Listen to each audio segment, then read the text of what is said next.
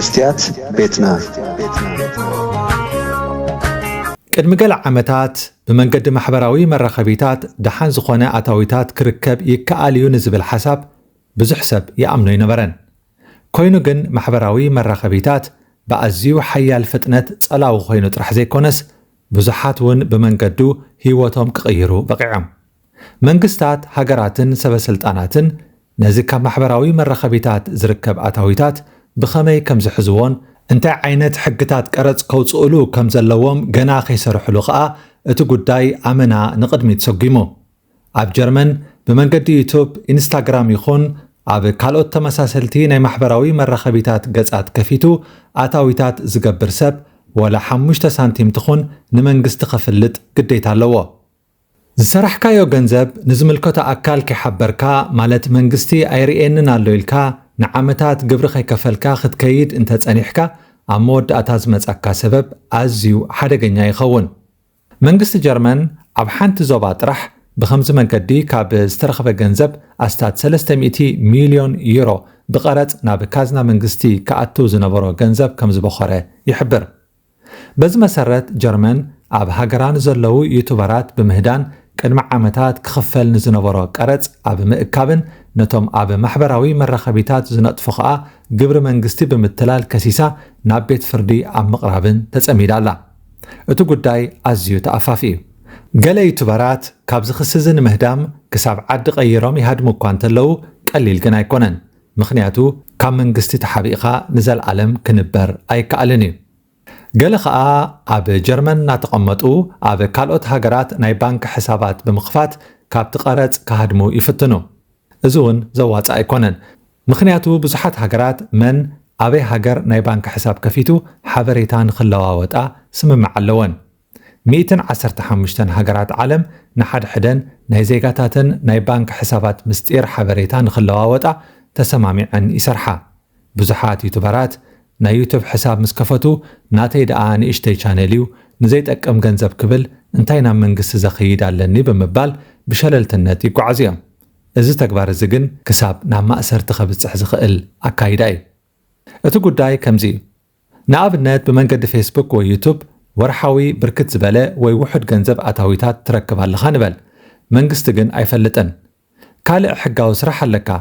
ንዕኡ ብዝግባዕ ዓመታዊ ቀረጽ ትኸፍለሉ ኢኻ።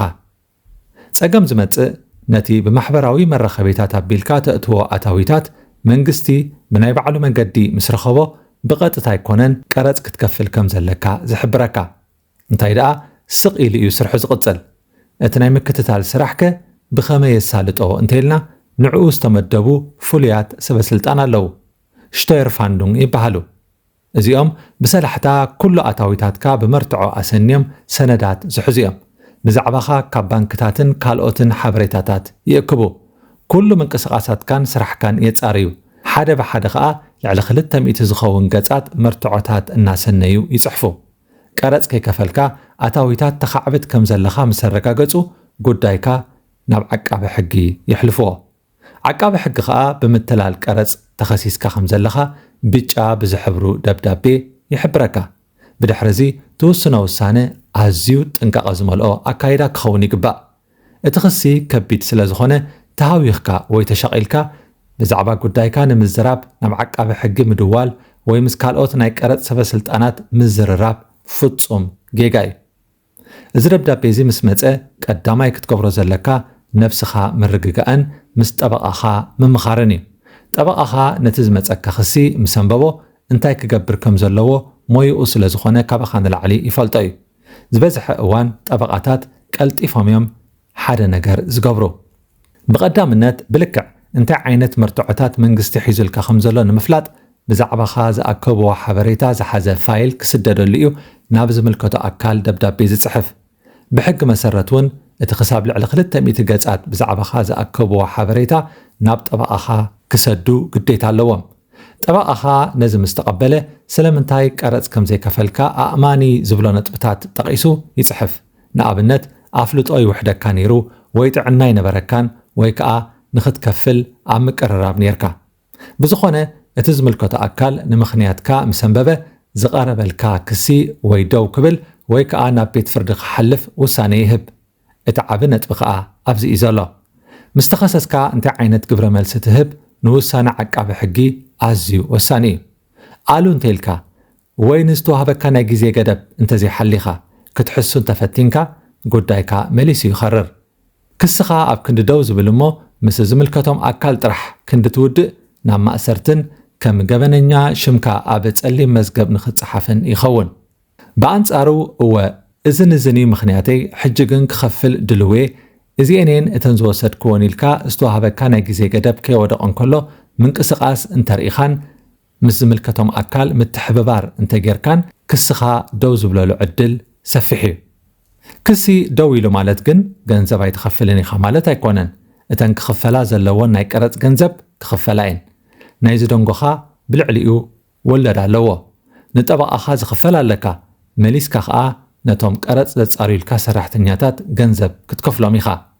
بتوسخي نخسخا دو مبلي كال عقاب حجز بينالكا ناي جنزب متنالو أو فلاغ يبحل حدا يوتيوبر أب جرمن ناي يوتيوب قص مسكفته أبت زنبرلو ختما ناي سرح فقاد ويل تشنسا كوص ኣለዎ كم محبراوي مرخبيتات أب عمد لعل 24 شح يورو انت رخيبكا ناي لتشنسا بركت زبالة قرص تخفل كابت زأتخايو جنزب أستات 10 مئتاويت نناي طعنا وحسنت أتاويتات تقبرلهم حافشاوي قرصكا لعل 30 مئتاويت تخفل تدماميرو فرقو كاب بانك خاوصيو ናብ ቤት ጽሕፈታት መንግስትን ሃገራዊ መድሕን ጥዕናን ፈሒብል ንኣብነት 30,000 ዩሮ ኣብ ዓመት እንተእቲኻ መንግስቲ 15,000 ይወስደን ካብቲ ዝተረፈካ ገንዘብ ከዓ ዓመታዊ ኣሽሓት ከፊልካ ነቶም ቀረጽ ዘጻሪልካ ኣካላት ደሞዝ ጌርካ ተስርሖም ኣታዊታት እናዓበየ እንተኸይዱ ናይ ቀረጽ ሕሳብ ከዓ እናወሰኸ ይኸይድ ንሕና ከም መስትያት ቤትና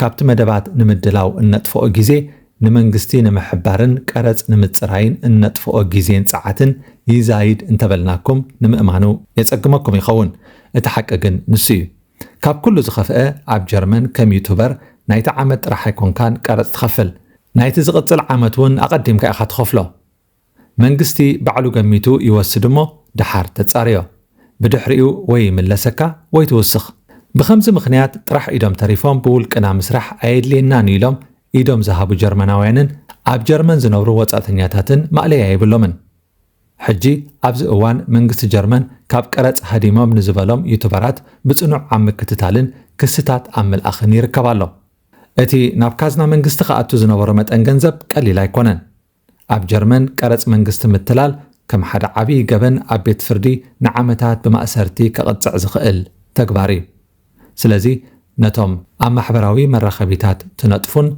بحجي نختنطفو تحسبون أبزو قداي تغيتكم تنكا أختكبرو نمحتسانكم مستيات بيتنا مستيات بيتنا نحكينا مثل إرتران من صغراء استفعالية صحفات تنكأس المسلساتن كعلم محتساتن حيزا بذكرها سكبر أب إنها ترعلوات تقرب مدبيا كفوتي لساني من يزعصوني عيسجدن عني عبطاقوت ملاخي قطاوخي قنا مسلي فتحي